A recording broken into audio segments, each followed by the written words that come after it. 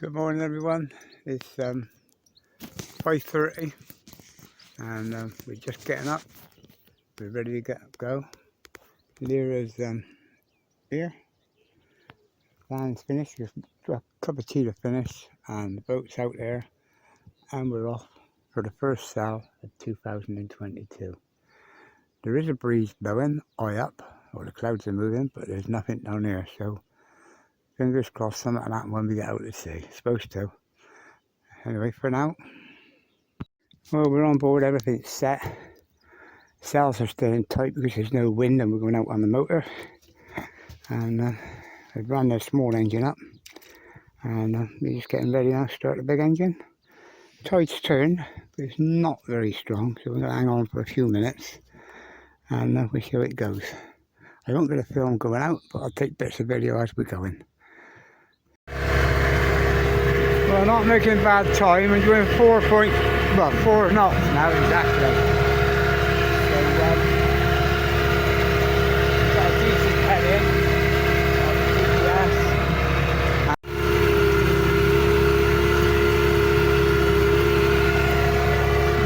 Just coming up on my buoy, marked CCC. The next one is straight ahead. Not the first one, slightly to the left. That's a boat. The next one. But where that boat's cutting across, I'll be doing the same. That's DDD, the next buoy, but I'll be giving that a miss. I'm heading for Baggy Point.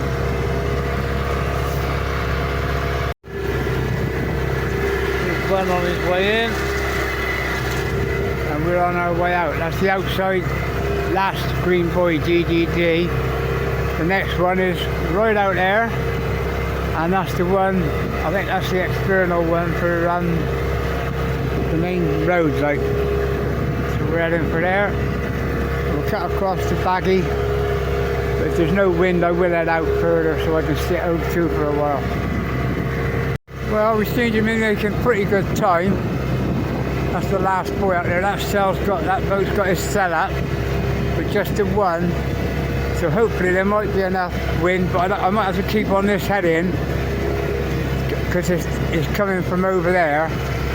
So I might have to keep on this heading, go out as far as I can, then tack back across that way, which will be around the back of Baggy Point. But that's when I've cut the engine. As you can see, there's that other boat going in, and we're off at Salton Beach now.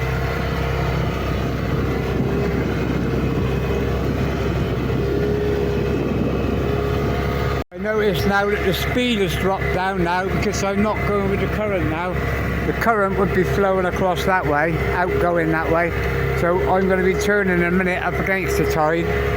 So I'm doing 3.3 knots now, which is still pretty good. It's a nice walking speed. Fingers crossed.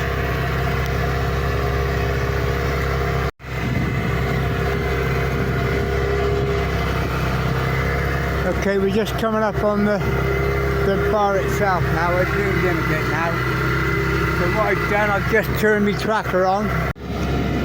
Well, that boat ahead of me had its sails up, then it had them down, and I noticed he's just put them up again. And I'm getting a slight wind from over there, but bear in mind we're going along that way, so perhaps the wind is actually coming from the side there. So we're going to have to head out and then back. As I say, it's going to be a long way, but we'll be against the tide anyway, so it's not really a worry. But we're out here for however long we're out here.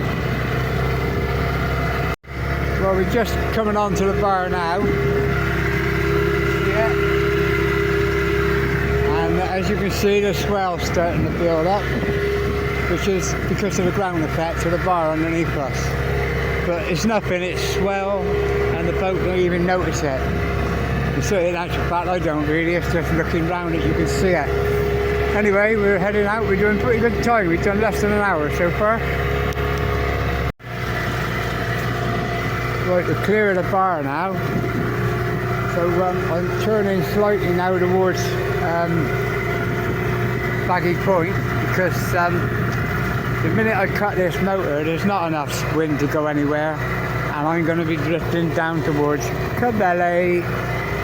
But I'll have to sit and grin and bear it and just hope they got the wind right. If not, they ain't got it right tomorrow, so I'll be going back in tonight. Because I can't act this fucking bullshit. There's no, well, I might stay out here, but I can't act this no wind. Fucking, I hate it. I'd rather have it blowing 30 fucking mile an hour. Never mind. We're heading out, as I say, we're trying to head up channel.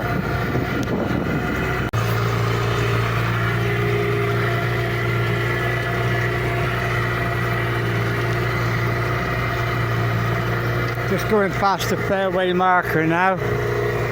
I'll get another 100 yards out past it, and then I'm going to cut the motor and drift. Have a cup of tea. I've got to take my tablets, and then we'll see what wind we got, because you can't tell while we're drifting.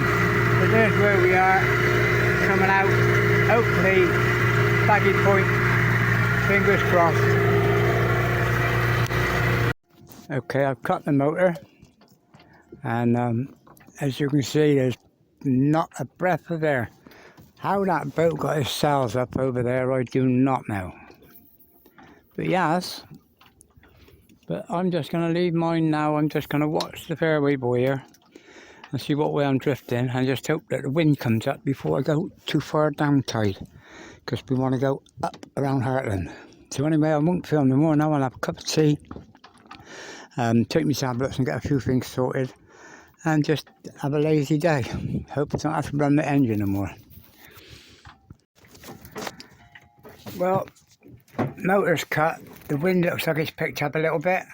I'm just trying to have my tablets. I've got them all in there. I've got a cup of tea I'm just making. As soon as I've had that, sails up and fingers crossed. That looks like a good direction to go, basically where I'm pointing now. Fingers crossed. Let's get these tablets out of the way. Okay, so I've got the main set up. She's more or less set. Like the new reefing lines, they go up and over the other side and back down. Run along there, up and over there, and then they both come in to a single line here. And notice the only wires I got in here now, there's my main sheet. Notice it's here tangled and all in box. Nothing loose on here. All I got to have loose on here is my main boom wire and me 2 sheets. Other than that, I don't have nothing loose on the boat. Safety and keeping. Okay, let's get the other set up and see if we're going to make headway. Okay, got both sails up now, and had a little bit of tangled wires where I haven't had it up for ages. The breeze is getting a little bit stronger now, but the heading I've got isn't exactly what I'd hoped for. We're going south, but I'll try and keep as much angle as I can, because in a minute I might be able to steer clear back. So it's going to be a long way to get round Heartland Point. So we just keep going, see how we're doing. We're actually doing 2.4 knots for this light little bit of breeze. And popping on under tenders, no problem. Anyway, I'll catch you on the flip-flop, and I'll let you know what happens after we cut the end here. Well, the wind's coming and going. I just had 5 knots for a little spell then. I'm back to 4.2 now. But it depends whether I keep dead on north or slightly off north. But go back to north. There you are, and that's the best heading. She's doing 4.8. Can't be bad. Okay, I hope through for a couple of minutes, but we were going south, so I put the set out back the way we were supposed to, and we're heading towards Sultan into the bay.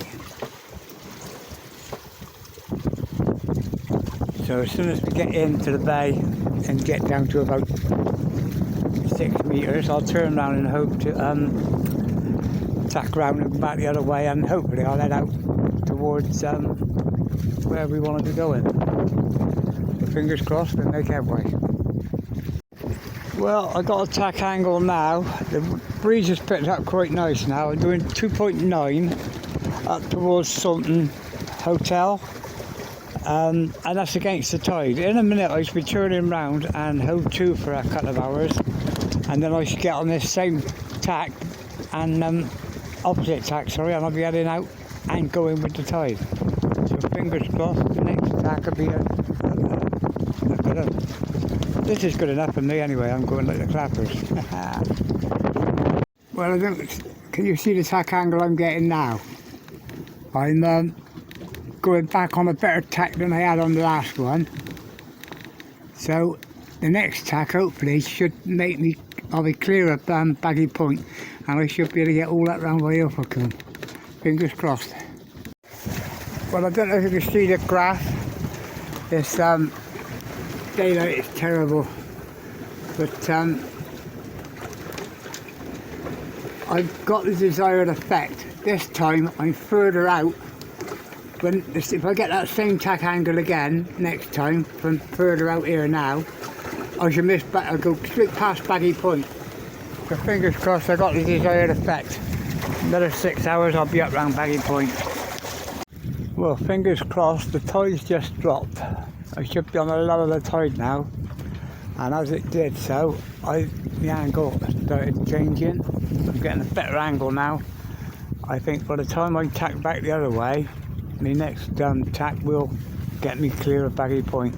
And then this tack that I'm on now, well, over there, a faster tack, will take me right along the top of the cliffs. So I'll fly along. So fingers crossed, I don't know how it goes. Okay, I've come in as close as, well, I'm not closer yet. I'm into Sultan now, and I'm getting 3 knots. I'm hoping now that when I go back out, I'll go back out into the tide and clear the edge, the angle of the road around Ilfracombe. Be over there in a minute. Well, now I'm not fighting the tide and the wind. I'm getting the tack angle that I hope to get about 40 degrees off of the other one. So 45, 50 degrees off the other one in actual fact. So hopefully I'll get the next tack and get me past Baggy Point. Okay, I've tacked out away from Sultan, and I've done quite a good tack angle. I got 45 degrees above the tack I had going the other way. So now I turn around, I'm getting the same tack going back parallel to the other one, but it's heading, if you look, you can see Baggy Point out there, and that's basically where the boat's going now. So it's going to be close, but when I get out there, just before I go round Baggy Point, I'll do another tack to get me clear of Baggy Point, then go round Baggy. Hopefully I'll see if I can get in the Ilfracombe tonight, so there I can have a pee and we can have a drink in the pub. Anyway, fingers crossed, and I'll catch you on the old drip top in a minute. Okay, just coming up the Baggy Point now. Still got 11.6 feet or something, but I don't know the ground underneath here, so I won't go in too close. I need to tack out again to the left, and to make sure that this one now is going to be, I don't know if I film it backwards or forwards. Okay, as I said, I'm coming in close to Baggy Point, and I'm going to have to do a tack angle now to get out away from it, so clear it, and then I'll be a better tack downwind. She'll fly along once I've done this next tack. So anyway, there's Baggy Point close up. Still got 9 metres out here, so I'm alright for now.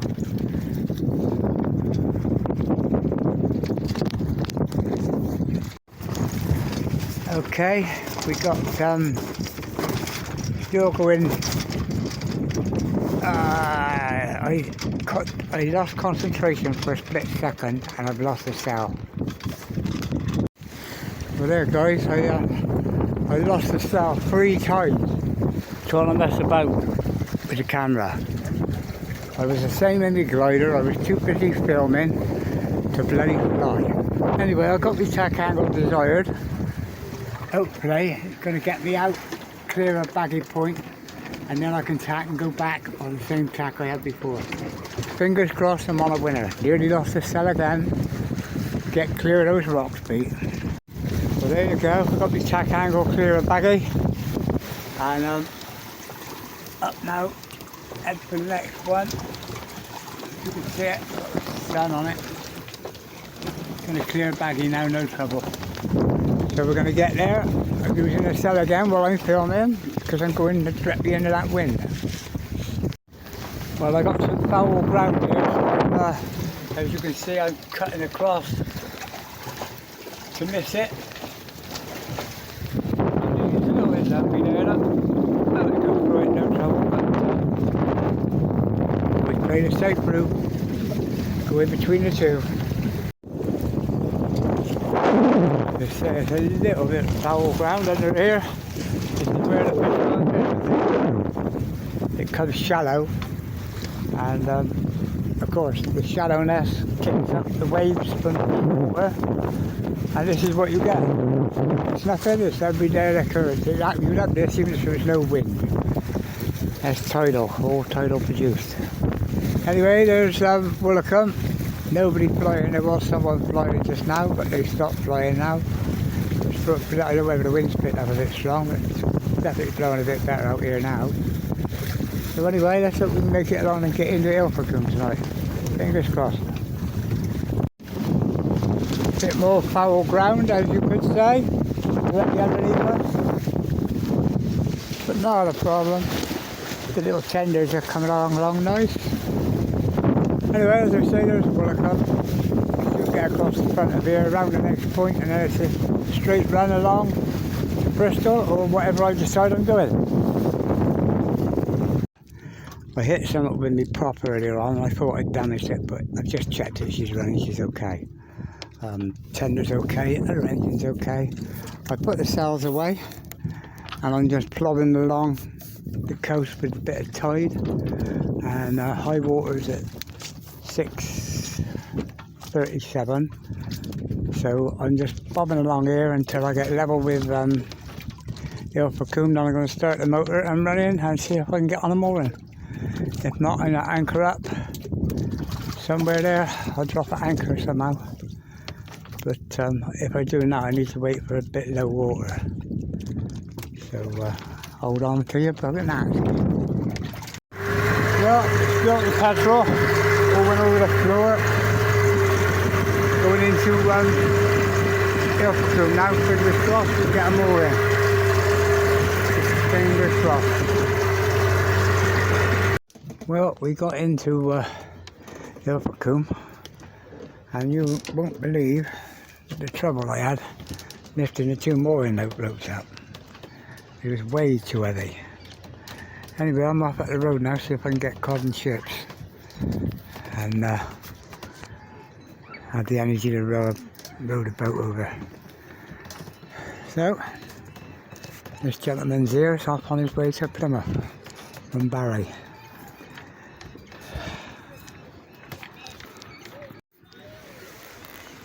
Well, me and Lear got off the boat, and we've been for a walk around a cash machine, and this is Ilfracombe, and now we've got to go and find a cod and chip shop at a decent price, and then we get back on the boat and do a level dinner.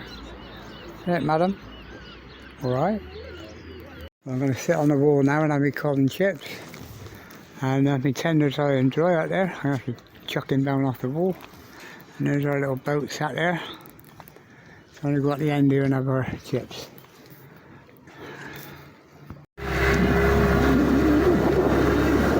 Well, we're out.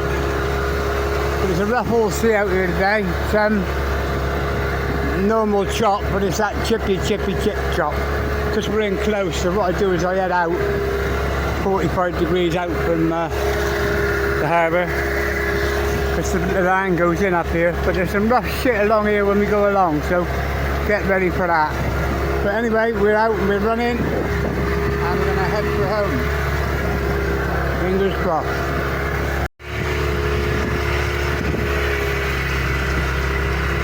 Here we go, back in the Ilfracombe. My sail snagged, and there's no way I'll free it out here under tension because I've done it up on a cleat. So I've got to go back in and get some still air and get anchored up and hopefully free it and be back out in an hour or two. And get out of here on very low water anyway. If not, I might stay another night. So we'll wait and see how it goes. See the top of the mainsail, where the wind was blowing the wire as I was letting it off. It's caught over the top of the cross bars. So that'll come back in to free that up. But to make matters worse, when I was putting it up on this, Now that's on that, the only way might be to take this off. So fingers crossed, see what we're doing. Well, it's twice like that now. If you look up, see the top of the mains. Right, I'm coming close now because if I go out where I normally go out, it'll be smoother. But I've got to try and make up time for the 2.5 hours I lost messing about with the rigging. And it's my own stupidity, but there you go. I'm cutting it short across the bank here. And fingers crossed, it's rough there as you go across, but it's nothing, it's only rough because of the ground, so it's nothing to worry about. So fingers crossed, I'm doing 4.5 knots. So when you think of all that time I messed about yesterday, then again I got the tide against me tonight. Never mind. Well, I'm coming in close to this point, and I know for a fact that just round the corner there's some waves about me.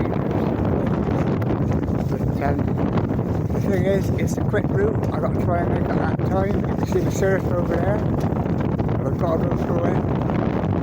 Hopefully I'll have more speed to go through it as well. The wind turns better with them. Anyway, watch this space. Well, I'm going to make it, normally I go round that little island out there, but today I'm going to cut across the middle, so it's going to get a little bit choppy in there. I might have a surprise, I might not, but I've got to clear that next headland further down, I don't know if you can see it, so fingers crossed. Yeah, so here's the rock. Now we hit some swell, because the ground, as you approach this, that lump is just a lump that's sticking up, but it's got ground underneath it. This falls in like a big fucking thermal. I don't know what to call it, but look at the crap it creates. So when you see these waves coming, you don't want to be too much of a silly angle to them. You want to try and get the boat to ride over them. That one there, yeah, like that. You know what I mean? I didn't quite get that one right. But I can only turn so much that way because I'll get out of wind otherwise. But it's good fun. As I say, this little boat's a pig to keep in a straight line out from the other one. But there's somebody out there coming into here to go fishing. They're nutters, they don't mind bouncing about all day. Never mind. Let's carry on for that headland over there now. Yeah, I'll try and keep that headline on the bow of the boat now, and hopefully I'm going straight towards it, but I'll veer out from it as I get nearer. So fingers crossed, let's see how it goes. But this is good sailing, this is what you call fun. Doesn't exactly get your adrenaline going now, but thing is, you learn to trust the boat like you learn to trust a glider. You know it can handle it. The only thing that can't handle it is you. But fingers crossed. Well, what a joke. I made it along the coast from Ilfracombe to in front of Croyd in about an hour and a half. Perfect speed, perfect tide, perfect current. And now I'm sat here at Hope 2 off the end of Croyd, and I'm drifting out that way. But as the tide eases, the wind will gain more power and I'll start easing towards home. But hopefully I'll end up over here.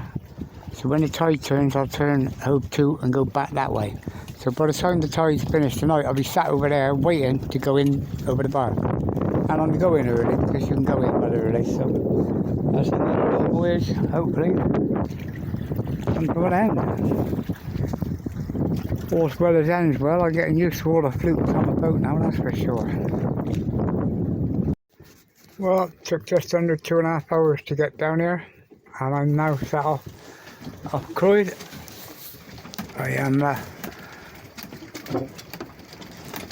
I've set her in Hope 2 and reversed her, and now I'm drifting away from Croyd and going out into the bay. Home is over there.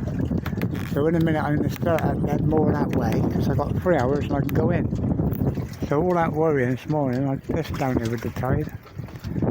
So anyway, let's see about getting in. I might see if I can sail in tonight because I've got the wind with me all the way. Fingers crossed.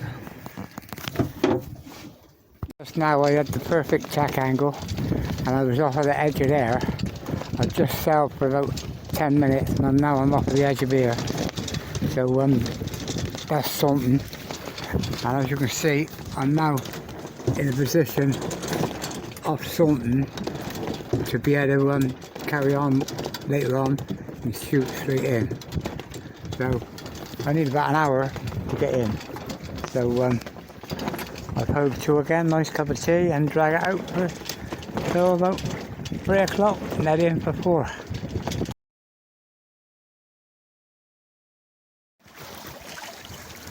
Well, I'm just making my way down now to the fairway marker. The fairway marker is quite a way out, and then I'm gonna see what I'll go past it and then see what angles of attack I get for sailing in, because I want to make sure I can sail in as I go between the two surf lines. I don't want to lose power by being under sails that are hardly staying inflated.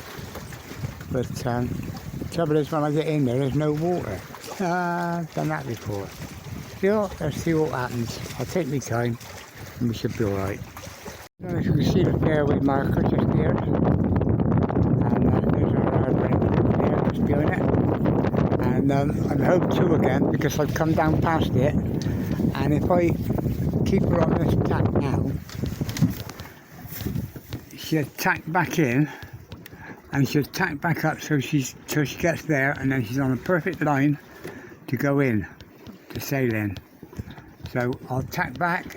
If I get there too early, I'll hove to again, or sail back down and hove to, and keep doing it until I get the perfect time to go in over the bar. It's not going over the bar, I could go over the bar now, but I've got nowhere to go when I get in there. So just got to play it by ear.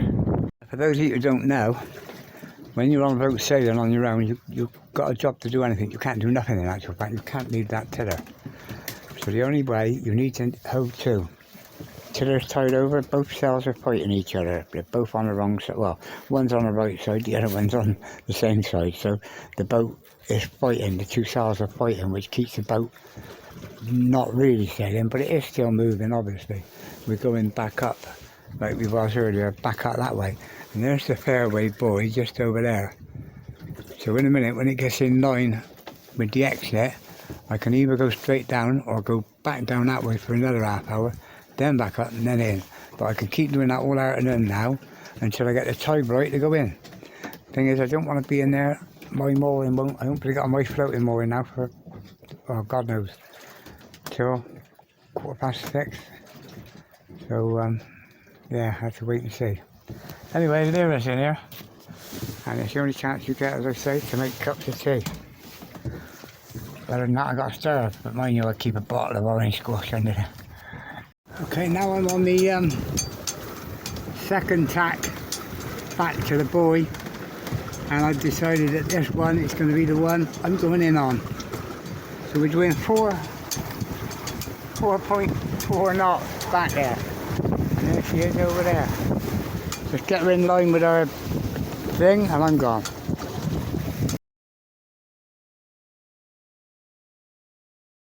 I think it's needless to say, when I come off this tack or this hove to and head in, I'm not going to film much, and I'm not that much filming anything because I've got to stay dead on that track, and I think I'm going to have a following wind, so I've got to stay on there whatever I do. Okay, over and out. I'll catch you at the end when I'm in. Well, that was a bit of a gutter. I turned round, I couldn't get the tack angle, and I had a few other problems as well. Never mind, I had to start the motor, and now I'm going in on the motor. So with the problems I had, it's putting me trying to get your spot on. So not a problem, just the pig burning more fuel. Never mind, soon be in. There's my boys ahead, more or less ahead of me. And there's the swell. If you come in over the bar, you've got to go in with that lot. But you can, not a problem. just that most people like to go the easy way. There's another surf line up there. Well, we never showed the event yesterday, but I come in, you wouldn't believe the grief I had without me grappling iron, the grief I had trying to get on the mooring. God, it was unbelievable. But I got there, and I thought today we're going to have a nice dinner. So in a second I'll put this picture on pause, and I'll tell you what happened, and I'll lengthen the video out, so the video will go still for a while. So anyway, thanks for watching. If you listen this far, you'll hear the end of the story, what happened.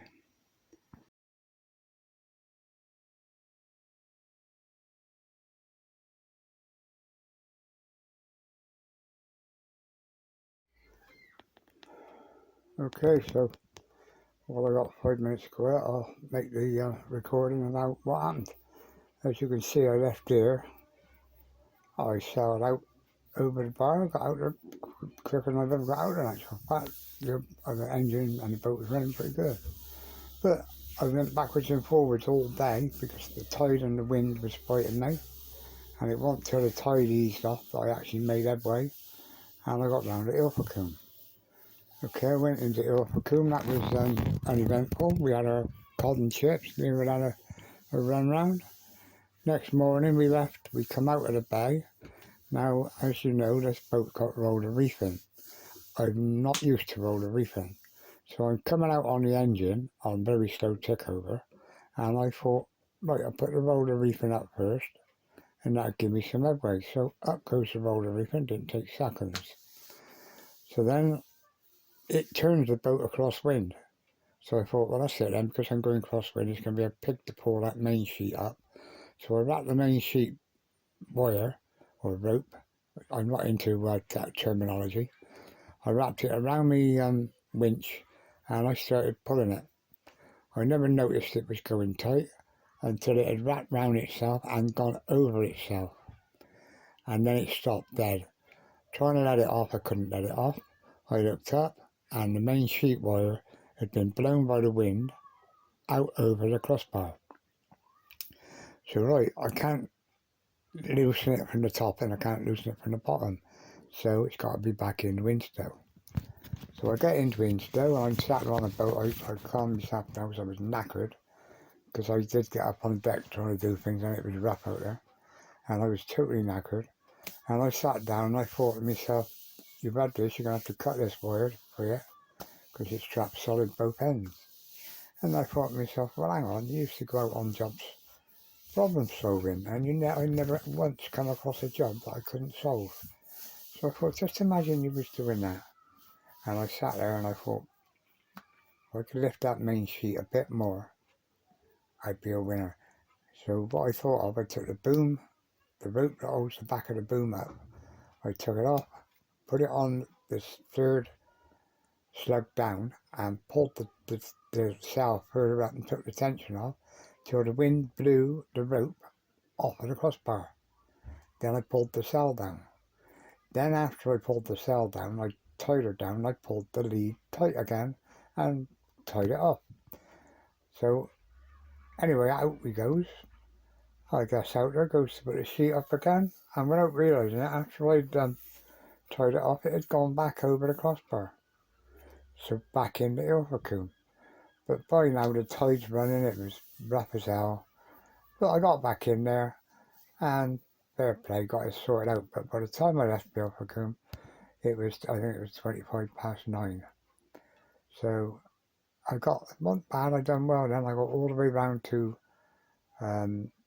Croyd Bay, where I sat, as you could see on the video, hove to, sailing, and I did it. Then I moved down to the marker for the channel for the boatway, and I did the same over that, as you can see on the video. Anyway, I had an epic of a voyage. I was really knackered on the night time. I guess coming in, I goes to get me grapple iron out ready to catch me mooring. I've lost it. I used it trying to grab the tackle in Ilfracombe. I left it on the front of the boat, and in the storm it must have blew out and I lost it. So I'm coming in, I got nothing to catch my tackle with. So in the end, I had a lot of grief trying to get on the outside buoy because they didn't want enough water to get onto me mooring. But because I got tangled, by the time I freed myself off of that mooring, it was time to come over. So I come over to my mooring, and I just didn't quite make it. The boat hit the sand, 10 foot short of me mooring, I just couldn't grab it. We'd actually just drifted sideways onto Dave's pontoon, and then it hit Dave's ropes, and I was trapped there for about 10-15 minutes. But thank God the tide was rising, so as it rose, it lifted me up and cleared the ropes. So then I had my anchor out, I pulled myself up. I went round with the tender and cleared myself of the ropes, started the engine up again and went round, and thank God I got on my mooring. But I was so knackered I forgot to film being back home. But I was knackered, but the next day I felt great because I thrive with all this grief. I thrive on it. It was really good, great fun. But I've now found out all the problems with the little boat, and I can cure them, and she'll be a lovely little boat. And I figured out what I'm going to do about the bit of weather arm I'm got. I'm going to make a boom at the front with a small sail on that I can pull up when we get bad weather. I'll make a little roller reefing one. Anyway, thanks for watching, guys. I hope you understand what I'm saying. I'm still tired, really. And I'll catch you again later on the old flip-flop. Pete and Lear are out for now.